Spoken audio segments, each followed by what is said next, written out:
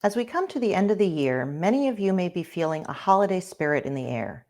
Lights, music, and decorations abound, and many religious symbols are on display to commemorate this festive time of year. Good morning. I'm your host, historian Edna Friedberg. Today, we're going to examine some of the ways that winter holidays were celebrated during the Holocaust, a topic that may surprise you to think that any were celebrated at all. At the very time that their existence was under threat by the Nazi regime, European Jews embraced age-old traditions to observe their holiday of Hanukkah, or they joined some Christmas celebrations. In some instances, their spiritual resistance gave them the strength to persevere. I'm pleased to be joined by my colleague, museum historian Lindsay MacNeill. Good morning, Lindsay. Good morning, Edna. Thanks for having me. Very glad to have you back always.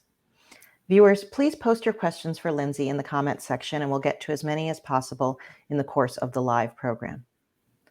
So, Lindsay, let's put this in some context. The Nazis wanted to shape and control all aspects of German society, including holiday celebrations. Could you give us a sense of what that looked like in practice? Absolutely. So even before the Nazis come to power, one of their main goals is to be omnipresent, to be super visible to Germans everywhere. And they would do this with marches, parades, and especially with flags. And the Nazi flag has a swastika on it, a symbol for the Nazis of racial purity. But for many, a symbol, obviously, of hate. And here you can see a really interesting picture that shows in the foreground a candle holder or a menorah for the Jewish holiday of Hanukkah. And if you look closely in the background, you can actually see one of these swastika flags. Now, this photo was taken before the Nazis came to power, but you can really see here this juxtaposition. On the one hand, the Nazi symbol of hate, and on the other hand, a celebration of the holiday of Hanukkah.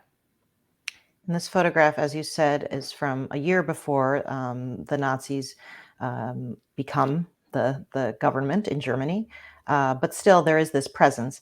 And for people who are less familiar with Hanukkah, it is actually traditional. You are supposed to put your Hanukkah menorah in the window so that it shines out into public. But you still got to think that it was some kind of risk or feeling of vulnerability for the man who owned this menorah, who we know was a rabbi in the city of Kiel, to be so bold about it and to put it out there to really mark himself as Jewish. But let's turn to the holiday of Christmas, because Germany was and is a majority Christian country by far. How did the Nazis influence Christmas?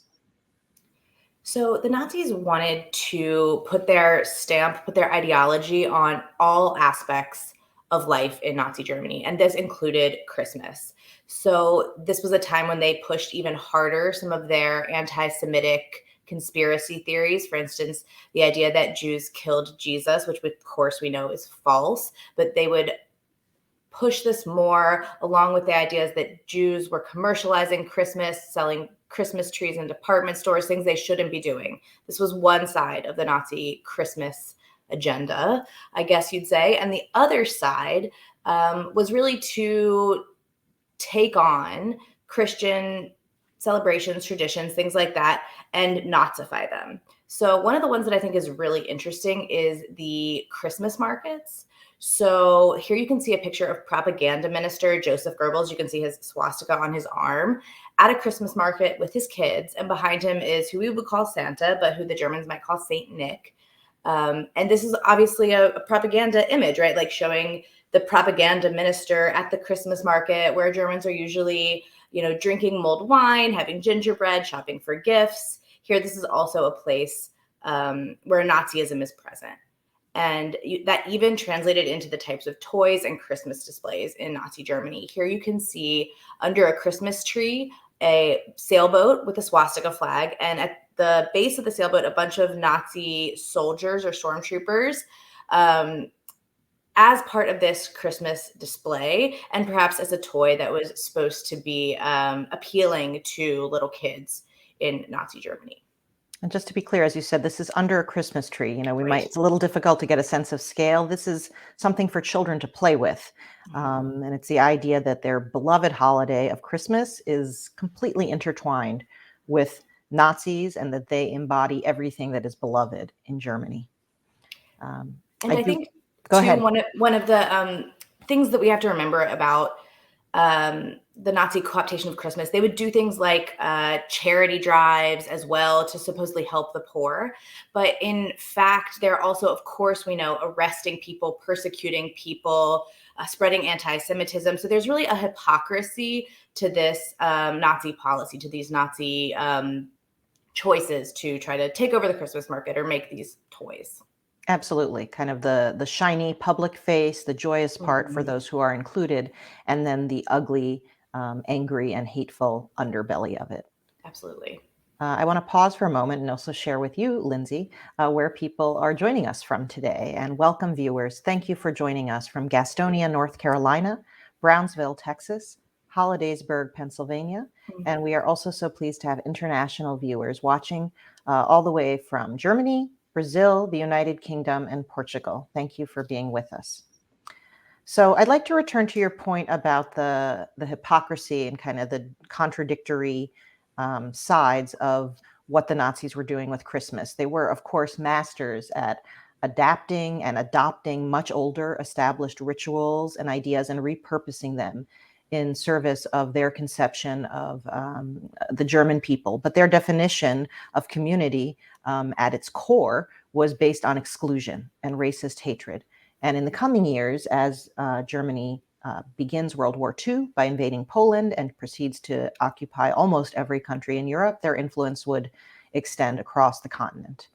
So I want us to shift away from Germany, Lindsay, and talk about millions of European Jews who are now going to find themselves targets of persecution.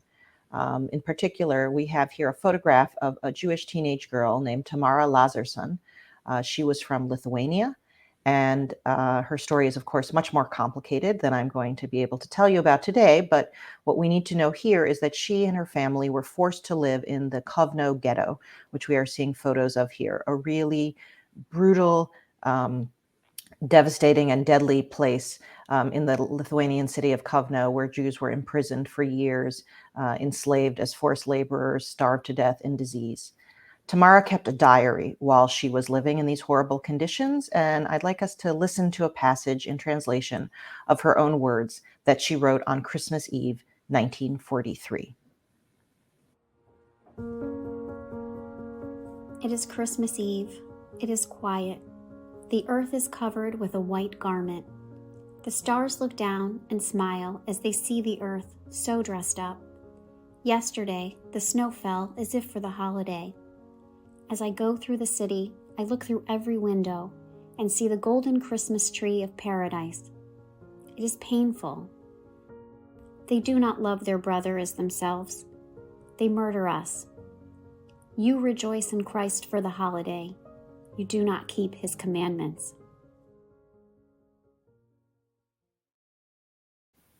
So I think it's really evocative to listen to Tamara. She's pointing a really emotionally devastating finger at exactly the type of hypocrisy that you had just described, Lindsay.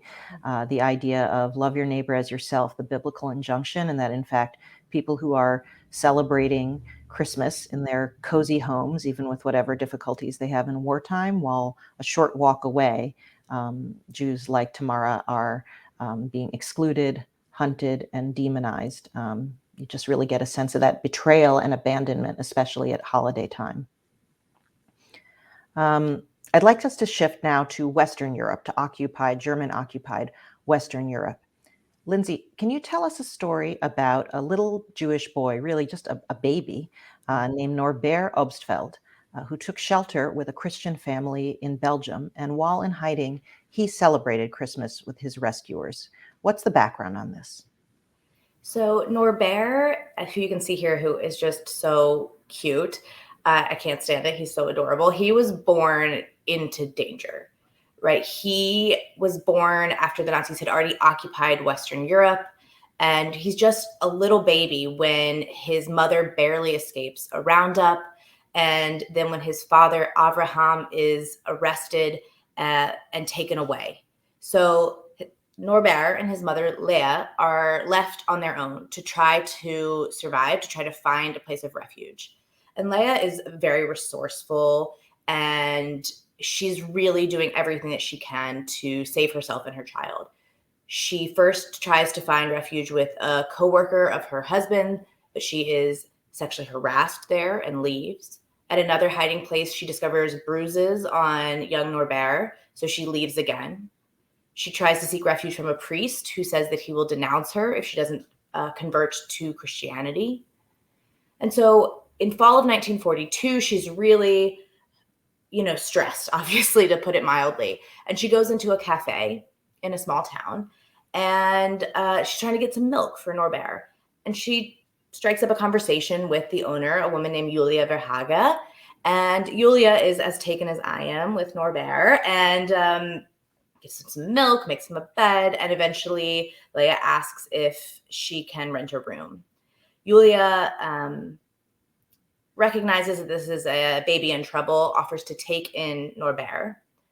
But Leah doesn't want to be separated from him. So eventually, Julia and her husband Raymond agree that they will take in both Leah and Norbert. And here you can see Raymond with his daughter Mona, who's 7 years older than Norbert, and then Norbert sitting on his lap. And here is another photograph of Norbert and Leah during their time in hiding. They're here with Mona and Julia. And I think you can see just by the fact that they're in the pictures with them right there, there's a real warmth to this relationship between these rescuers and the people they're helping.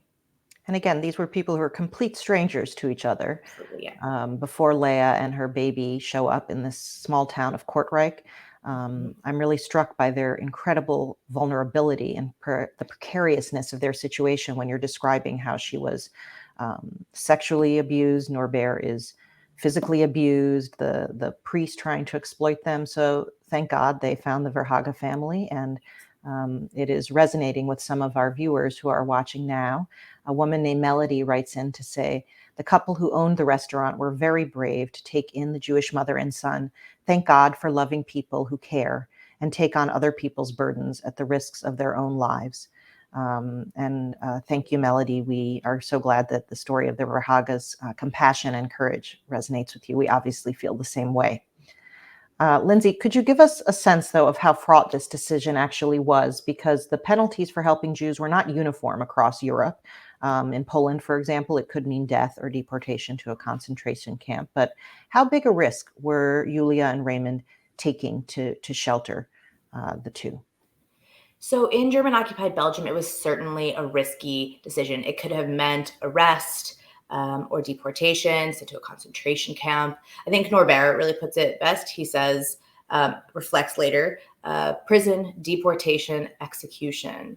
Was it worth it to help a woman and her child? And Norbert and Leah were very lucky that the Verhaga family answered yes, that it was worth it to them. And to be clear, they were not in physical hiding, right? They weren't, tucked away in a basement or a closet or something, right? How did they live their lives or explain their presence? Right, they were there, and they were essentially using false identities. That Leah had a different name, pretended to be a Christian, and they presented Norbert as a distant relative. He used Julia's maiden name and basically went about sort of in semi-public life, pretending to be Christians. So they're hiding in plain sight, more or less. Exactly, yes. And as a result of that, we actually do have a number of wartime pictures of them, like the ones you just showed us. But what are we looking at here? So here you can see Norbert and Mona celebrating a Christmas together. Norbert is the younger one, obviously, and Mona is his surrogate big sister in this case. You can see a Christmas tree and a nativity scene, and this was taken in 1943, so when they were very much still in danger. And here, this photograph was taken Christmas 1944 after Belgium had been liberated, and so they're in a little bit less danger, but still World War II is ongoing. And here's Mona as well, again with Norbert. And we have an audience member named Renee writing in to say, we need this type of compassion today. These people are fine examples to follow. And absolutely, yeah. Renee, I mean, the fact that they take their family portraits together with Leah and Norbert just shows how totally they open not only their home, but also their hearts to the family. In the several years that Norbert and Leah lived with the Verhaga family, as you mentioned, the little boy became especially close with their daughter, Mona. Tell us a little bit about their lifelong bond. I just think this is one of the sweetest aspects of the story. There are a lot of kids that would have been very jealous that there's a new little baby around. He's very cute. He's, getting lots of attention. But that's not how Mona reacted. Mona really embraced the situation. Here you can see the two of them together. And Norbert remembers that Mona looks quite stern in this picture, actually because she saw herself as his protector. So she really took on this role. She even gave him a teddy bear, which you can see here. Mona and Norbert later donated the teddy bear to the Belgian Holocaust Memorial at Kazerne d'Ossène. Here you can see them together in their later years. So they stayed quite close. And I think it's so special they donated this bear together, something that really meant a lot to both of them, right? That Mona was giving and sharing and Norbert receiving. And he has described that he was sort of her living doll, that she would push him around, right, in a doll's baby carriage. Yes. Norbert, teddy bear, all together in Mona's toy.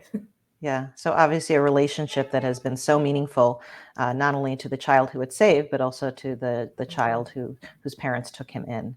And years later, the Verhaeghe parents, Julia and Raymond, were recognized as righteous among the nations by Israel's Holocaust Memorial, Yad Vashem, for risking their lives to protect Jews. We have a couple of audience questions that I'd like to field. Daniela and Anne are both asking if we know what happened to Leah's husband, Avraham, after he was arrested. And Kristen is asking what happened after the war. Did they survive? Do you want to answer, Lindsay? Sure. So unfortunately, Avraham did not survive. He was deported to Auschwitz, forced to perform forced labor, but then ultimately killed. And they hoped, of course, Norbert and Leah are safe because of the Verhaeghe family in German-occupied Belgium. They had hoped that he would return, but he never did. Leah ultimately remarried another survivor named Emil Voss, who had also lost his family during the Holocaust, and they stayed in Belgium, Leah and Norbert. And Norbert is still alive there, correct? I believe that's correct, yes. So that's part of how we have that story. So really a lot of loss, also loss of parents, of siblings, very difficult to try to rebuild or start again. I'd like us to turn to a totally different type of story, though, still on the theme of holiday celebrations, this one in a very unlikely place. And we know that even in the most punishing conditions, places like ghettos or concentration camps, some Jews who were imprisoned there found reason to hope during the holidays.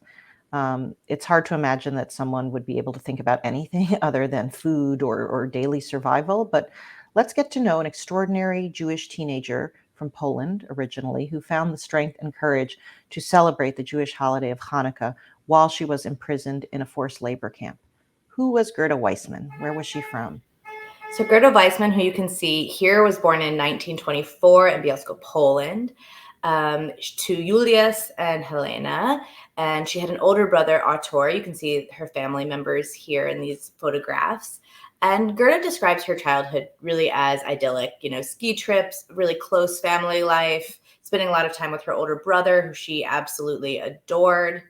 But unfortunately, of course, that comes to an end when the Germans invade Poland in September of 1939. At the time, Gerda was 15 years old, and it really is an absolutely abrupt change for her, just like for many Jews and others in Poland. All of a sudden, the Germans are occupying not only their country, but actually their home. The Weissmanns are forced to live in their basement. They're not even allowed to go into their backyard. Her father's business is confiscated. Her brother is almost immediately taken away. And for Gerda, this is really difficult. Here you can see the two of them together, Gerda and Artur, that he is gone from her life. He's this sort of big, loving brother, this important figure for her, and he's just gone.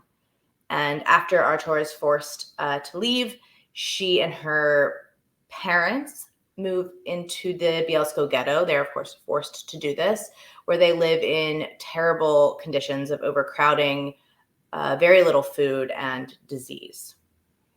But despite all these hardships, at least Gerda has the comfort of being together with her mother and father. But that too did not last. Tell us what happened. So in 1942, the Germans decide that they're going to dismantle the Bielsko ghetto. First, they take men away, deport them. Then they're left with women, children, elderly, and they conduct a selection where they choose a few people for labor.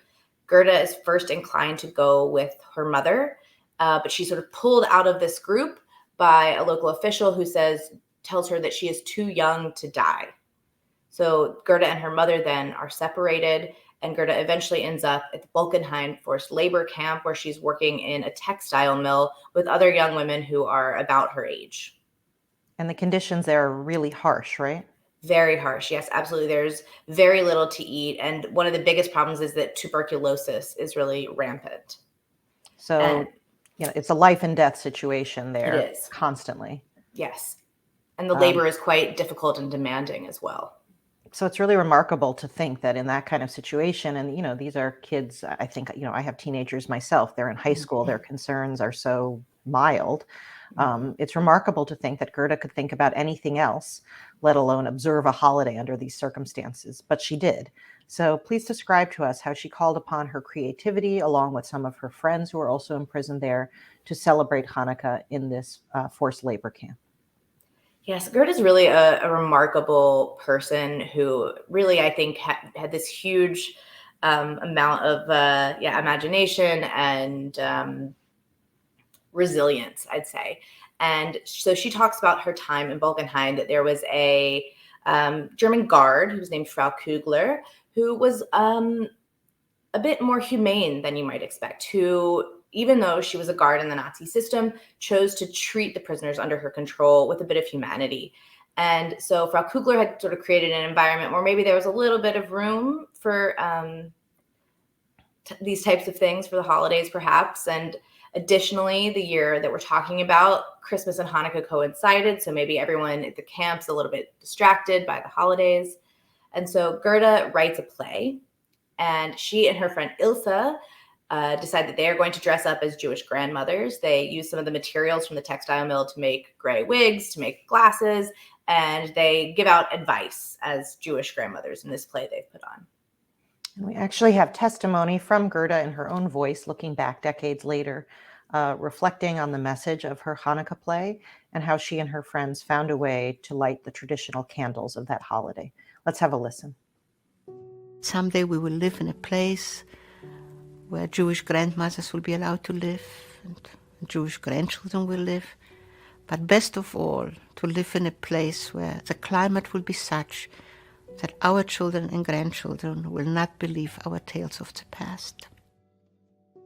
When we did the play, we also fashioned a menorah out of our evening meal of potatoes. We cut it very carefully, and we had sort of a dilemma. Should we try to find, of course we had no candles, but then we thought even if we had candles that it would be more symbolic to sort of light the flame of hope within us. Really powerful, and also very consistent with the message of Hanukkah, which its heart is about a miracle of oil that should have only been sufficient to last one day, but instead lasts 8 days. And here we see these girls, they're not even really young women yet, sacrificing their physical sustenance, their food, to use instead as a kind of emotional sustenance for themselves. So an incredible, incredible story. Lindsay, we are hearing from a number of viewers who have either met Gerda, as a man named Jim has written, I was fortunate to meet Gerda and her granddaughter when she spoke in New Orleans. And many other people are writing in to say that they saw Gerda speak, met her at one of these events, read her book called All But My Life, or there is a terrific documentary about her as well that won the Best Picture, Best Documentary Oscar, called One Survivor Remembers. And so Gerda obviously devoted herself to education, and she often said that her vivid imagination had helped her to block out some of the horrors and maintain her will to live. For people who are not familiar with Gerda Weissmann Klein, what would become of her and her family? So Gerda does not stay at Bolkenhain. She is sent to several other forced labor camps. And then at the end of the war, as the Germans are retreating, evacuated on a death march.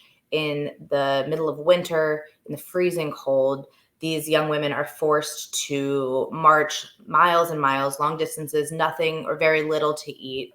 Many, many prisoners died on these death marches. Gerda's march ended up in a town called Volari in what is today the Czech Republic, and or Czechia, I should say. And they're in a barn. They've been left essentially by their guards at this point after having been forced on this march. And that's when two American soldiers appear. One of them speaks German, as does Gerda. And he, asks her essentially what's going on, who they are. And he's so kind, so polite, so respectful that this interaction for Gerda, she says, was one of the best moments of her life, that it really restored her faith in humanity. And that soldier was a man named Kurt Klein, who you can see a photograph of him here. And eventually Gerda and Kurt, they stay in touch, they write to each other, and eventually they marry in a really beautiful story. They get married. They then go on. Here you can see them in Paris at their wedding. They have 3 children. And here you can see Gerda with her children when they're little, and then in her later years. Then they have 8 grandchildren and 18 great-grandchildren. And Gerda was able to meet all of them, actually, before she passed away this past April. It's a happy ending to a very difficult and hard story. Yeah, because Gerda was the only survivor from her immediate family. Both of her parents were killed, and very tragically, she never actually found out what happened to her beloved older brother, Arthur. He, like so many, does not have a grave that you can visit or a sense. But it's wonderful to see the family that blossomed from so much loss. And actually, we have a note from Gerda's son, Jim, just wrote in to say that he's watching now and thanking us for what he says are beautiful comments about his mom. Jim, very easy to talk about your mother. I know Lindsay and I both had the pleasure of meeting her, and she never took her good luck for granted, and clearly embodied for the rest of her life this personal obligation to stand up to all forms of intolerance and hatred. We were so sad when she passed away this spring, but she lived to be 97 years old. And as we see, found some measure of joy and healing in you, Jim, and others there. So, Lindsay, any final thoughts before we close? I think one of the things that's so special for many of us about Gerda's story is how open she was to sharing this with all of us. And I think that same spirit is what you saw with the Hanukkah story, right? That this warmth of the holidays, the ability of people like the Verhagen family, Norbert and Gerda, to still celebrate in the midst of really horrifying circumstances is something that's truly inspiring. Well, we are very grateful to have learned from you today. And Lindsay, a viewer named Shelley, writes to say so many unsung and righteous heroes. So thank you for introducing us to them today. We also want to give special personal thanks to Norbert Obstfeld, who actually, my producer has told me, gave us personal permission to share his family photos today and his story. So thank you so much to you, Norbert, in Belgium. We hope that these incredible stories of resilience continue to resonate with all of you wherever you're watching, and offer a meaningful perspective on the emotional power of annual holiday celebrations, whether you are religious or not, and the hope they can offer. On behalf of the museum, we wish you and yours a very happy holiday season, whatever your traditions, and we look forward to seeing you again in the new year. Be safe, be well. Bye-bye.